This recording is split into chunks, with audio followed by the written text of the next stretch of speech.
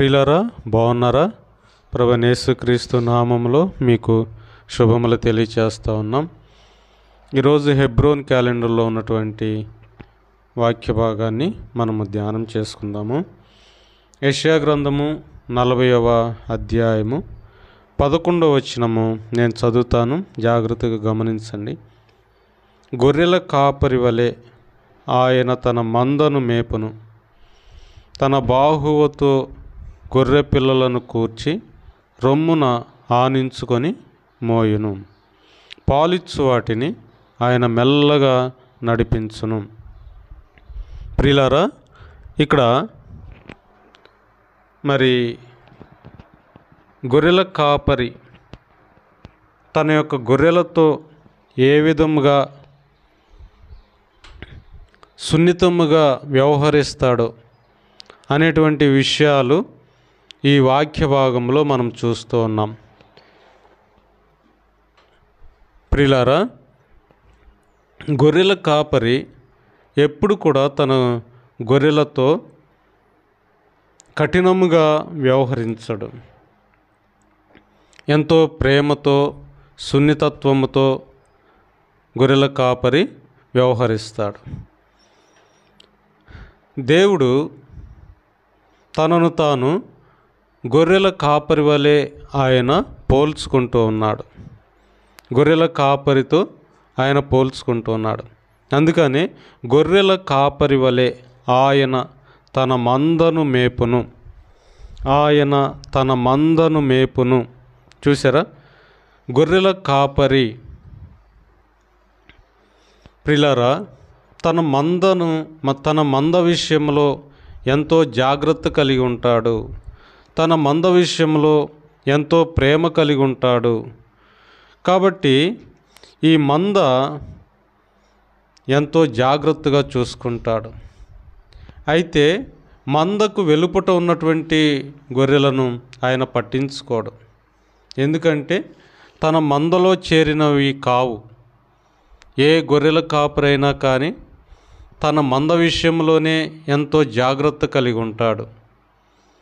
అలాగే ప్రియులారా, దేవుని యొక్క మంద, దేవుని యొక్క ప్రజలుగా ఎవరైతే ఉంటారో వారిని దేవుడు ఎంతగానో ప్రేమ చూపించి వారితో మరి దయగా వ్యవహరిస్తాడు. తన హక్కున చేర్చుకుంటాడు. ఎవరు ఆయన ప్రజలు? తన మంద. ప్రియులారా, యేసుక్రీస్తు ప్రభువారు ఇలా చెప్తా ఉన్నారు, నేను గొర్రెలకు మంచి కాపరిని, గొర్రెల కొరకు నా ప్రాణమును పెడుతున్నాను అని యేసు ప్రభువారు యోహాను సువార్త 10వ అధ్యాయంలో ఆయన యేసు ప్రభువారు తెలియచేస్తూ వచ్చారు. కాబట్టి ప్రియులారా, యేసు ప్రభువారిని తనను తాను ఒక మంచి కాపరిగా, గొర్రెలకు ఒక మంచి కాపరిగా ఆయన తెలియచేస్తూ ఉన్నాడు. కాబట్టి ఎవరైతే యేసుక్రీస్తు ప్రభువారు తెలియచేసినట్లుగా ఆయన ఈ లోకంలో గొర్రెల కొరకు ప్రాణం పెడతానని ఏ విధంగా చెప్తూ వచ్చాడో, అలాగనే లోకంలో ఉన్నటువంటి మనుషుల కొరకు ఆయన ఆ కల్వరి శిలువలో తన ప్రాణమును బలిగా అర్పించాడు. ప్రియులారా, మానవుని యొక్క పాపమును తీసివేయటానికి, తన మందగా చేసుకోవటానికి, తన ప్రజలుగా చేసుకోవటానికి యేసు ప్రభువారు ఆ కల్వరి శిలువలో చనిపోయాడు. తన పరిశుద్ధమైనటువంటి రక్తమును చిందించాడు. ఆ రక్తము ద్వారా మానవుని యొక్క పాపములను కడిగి పవిత్రపరుస్తూ ఉన్నాడు. మానవుని యొక్క చెడిపోయినటువంటి హృదయాన్ని బాగు చేస్తూ ఉన్నాడు, కడిగి శుద్ధి చేస్తూ ఉన్నాడు.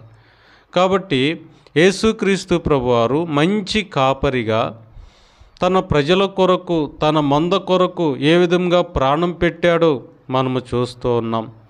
కాబట్టి ఎవరైతే యేసుక్రీస్తు ప్రభు యొక్క రక్తము ద్వారా కడగబడతారో, ఎవరి పాపములైతే యేసు ప్రభు యొక్క రక్తంలో కడగబడతాయో వారు తన ప్రజలుగా ఆయన ఉంటూ ఉన్నాడు. వారు తనకు ప్రజలుగా ఉంటూ ఉన్నారు. వారు తనకు మందగా ఉంటున్నారు. మందగా ఉంటున్నారు. ఎవరైతే ఆయన యందు విశ్వాసం ఉంచారో, ఎవరైతే ఆయన బిడలుగా, కుమారులుగా, కుమార్తెలుగా చేయబడుతూ వచ్చారో వారి విషయంలో ఆయన ఎంతో జాగ్రత్త కలిగి, ఎంతో పట్టింపు కలిగిన వాడుగా ఉంటూ ఉన్నాడు. వారిని కాపాడేవాడుగా, వారిని భద్రపరిచేవాడుగా ఉంటూ ఉన్నాడు. కాబట్టి ప్రియులారా, ఎవరైతే తన మందలో చేరుతున్నారో, తన ప్రజలుగా వారు ఎవరైతే చేర్చబడుతూ ఉన్నారో వారితో ఆయన వ్యవహరించేటువంటి విధానం ఎంతో గొప్పగా ఉంటుంది, ఎంతో గొప్పగా ఉంటుంది. కాబట్టి ప్రియులారా, ఈ మంచి కాపరి ఈ గొర్రెల కాపరి ఏ విధంగా చేస్తాడో కొన్ని మాటలు మనం చూద్దాము. ప్రియులారా, ఈ మంచి కాపరి, ఈ గొర్రెల కాపరి ఏం చేస్తూ ఉన్నాడంటే చక్కగా మేపేటువంటి వాడుగా ఉంటూ ఉన్నాడు. చూడండి, ఇక్కడ యెషయా గ్రంథము 49వ అధ్యాయము, యెషయా గ్రంథము 49వ అధ్యాయము 9-10 వచనాలు ఇక్కడ ఉన్నాయి. నేను చదువుతాను. మార్గములలో వారు మేయుదురు, చెట్లు లేని మిట్టలన్నిటి మీద వారికి మేపు కలుగును.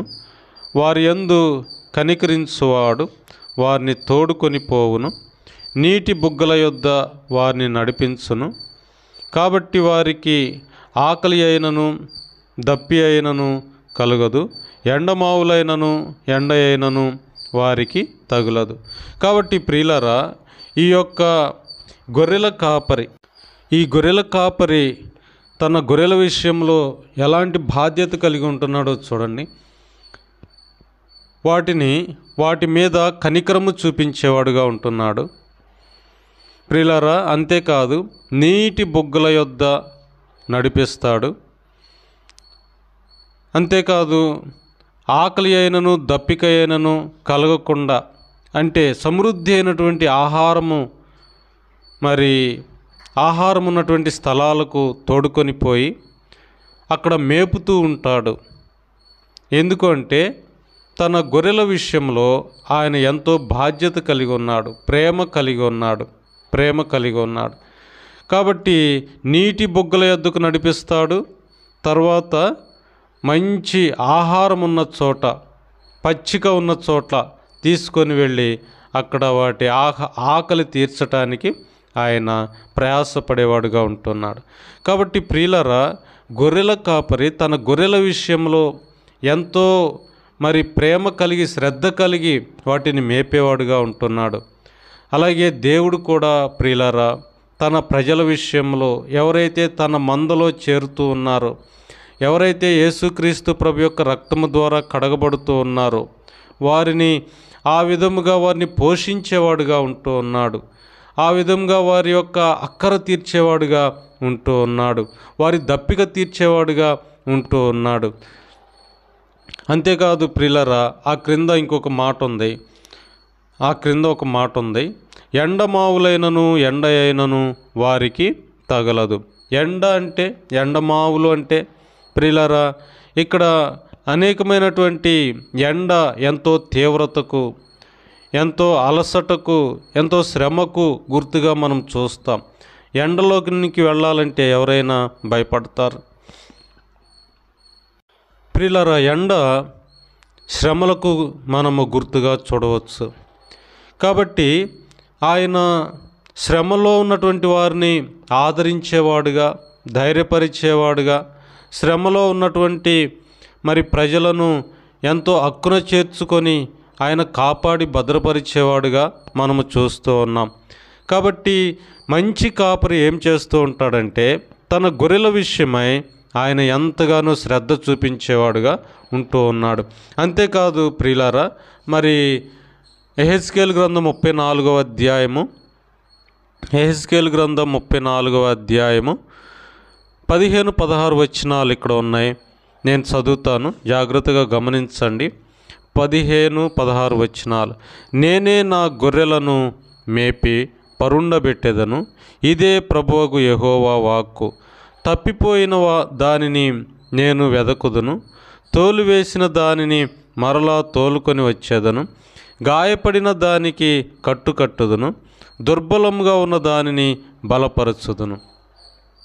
చూసారా ప్రియులారా, మరి తప్పిపోయిన దానిని ఆయన వెదికేవాడుగా ఉంటూ ఉన్నాడు. కాబట్టి యేసుక్రీస్తు ప్రభువారు ఈ లోకంలో ఉన్నప్పుడు ఆయన చెప్పినటువంటి ఉపమానంలో మరి 100 గొర్రెలు ఉన్నటువంటి వ్యక్తి ఒక గొర్రె తప్పిపోతే 99 గొర్రెలను పక్కన పెట్టి ఏ విధంగా తన ఒక గొర్రె కోసం వెతకటానికి వెళుతూ వచ్చాడు.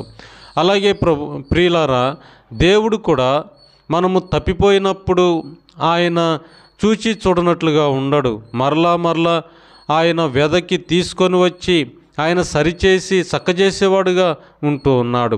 ఆయన వెతికేవాడుగా ఉంటూ ఉన్నాడు. అంతేకాదు, మరి తోలివేయబడినటువంటి వాటిని మరలా తోలుకొని వస్తాడు.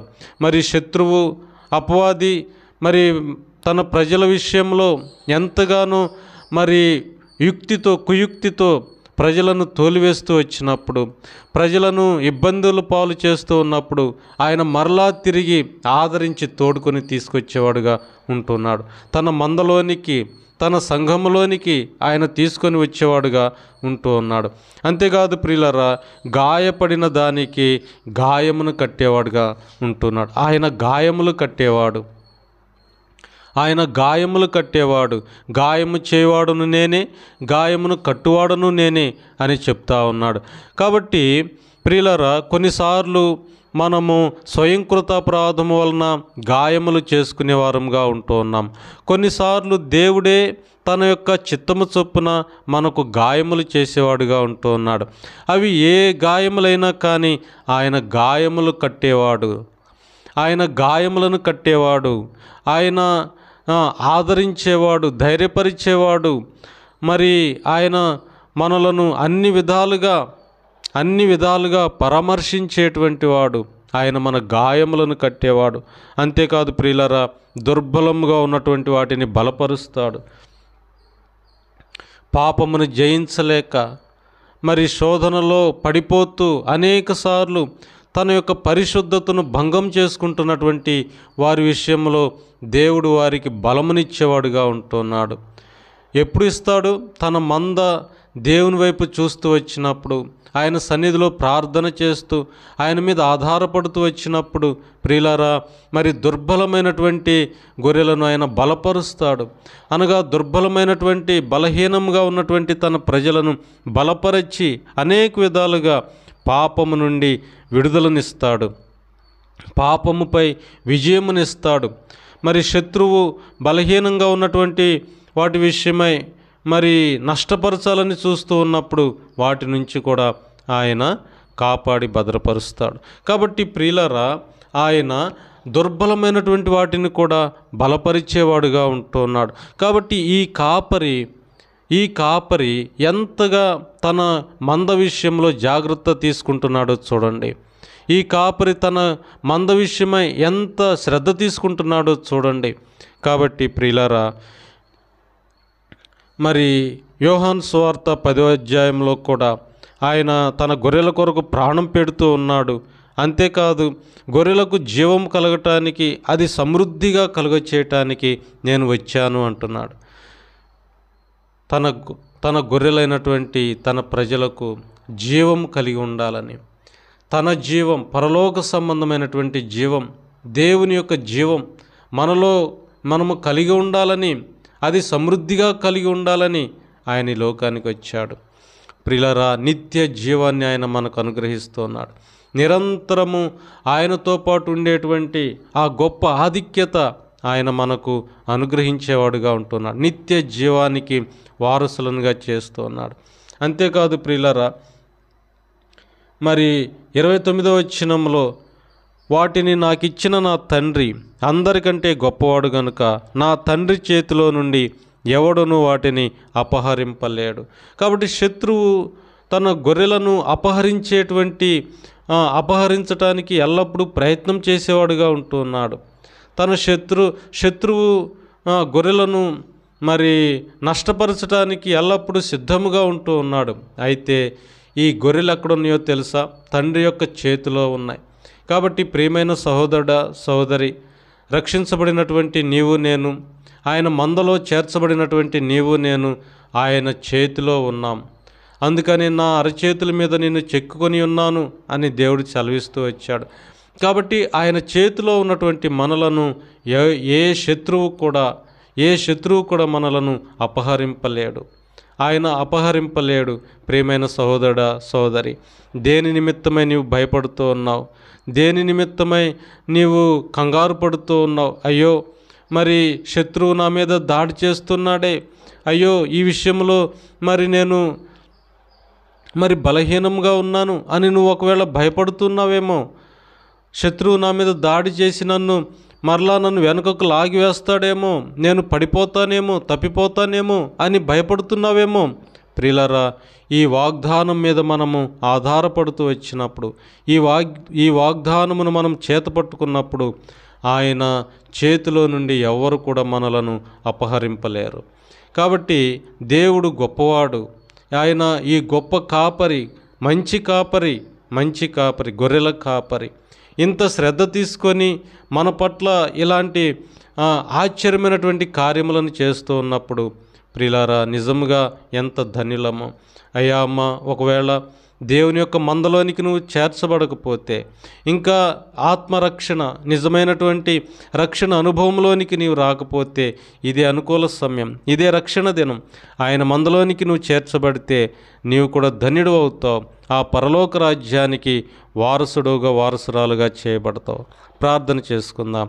పరిశుద్ధుడు అయిన మా తండ్రి, మీ వందనములు, స్తోత్రాలు చెల్లిస్తున్నాం. అయ్యా, మరి గొర్రెల కాపరిగా మిమ్మల్ని మీరు పోల్చుకుంటూ వచ్చారు నాయనా. మీ మందలో ఉన్నటువంటి గొర్రెలను, ప్రజలను ఏ విధంగా కాపాడుతూ ఉన్నారు, ఏ విధంగా వారి విషయమై శ్రద్ధ తీసుకుంటూ ఉన్నారు.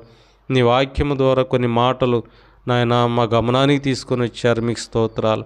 మేము ఎల్లప్పుడూ కూడా దేవా, మీ చేతి క్రింద ఉండటానికి సహాయం చేయండి. మీ మందలో ఉండటానికి సహాయం చేయండి. తొలగిపోకుండా కాపాడండి ప్రభా, భద్రపరచండి నాయనా. మీ వందనములు, స్తోత్రాలు చెల్లిస్తున్నాం. ఈ పగలంతా మీ కాపుదల భద్రతలో ఉంచండి దేవా. మీరే కాపాడండి. ప్రతి అవసరం అక్కర తీర్చండి ప్రభా. మా రాకపోకలో తోడుగా ఉండండి. సహాయం చేసి మహిమ పొందండి. ఎవరైతే ప్రార్థన సహాయం కోరుతూ ఉన్నారో వాళ్ళందరినీ మీ చేతులకు అప్పచెప్తున్నాం. అక్కర కొలది, అవసరత కొలది వారికి మీరే మేలు చేసి మహిమ పొందమని మీకే వందనములు, స్తోత్రములు చెల్లిస్తూ యేసు ప్రభు నామం పేరిట స్తుతించి ప్రార్థించి అడిగి వేడుకుంటున్నాము తండ్రి. ఆమెన్.